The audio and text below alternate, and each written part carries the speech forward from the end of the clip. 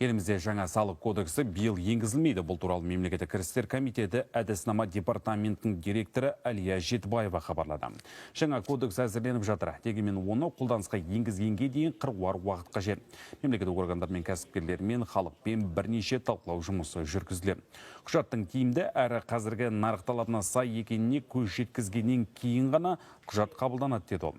Дегенмен қазірдің өзінде қолданыстағы кодекске өзгерістер енгізу арқылы салық саясаты қыруар өзгеріске ұшырап жатыр. Ол жерде әсіресе жеке табыс салығын, кәсіпкерлер мен инвесторлардың міндеттерін әкімшілендіру көзделген. Нәтижесінде салықтан жалтаратындар азайып келеді дейді мамандар.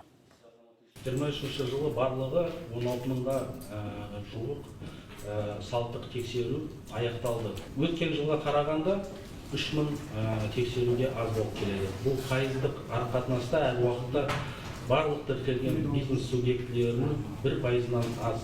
Жалпы біздің ойымызша бұл көрсеткіш кәсіпкерлердің басым бөлігі салықты адал төлейтіндігін көрсетеді деп санаймыз.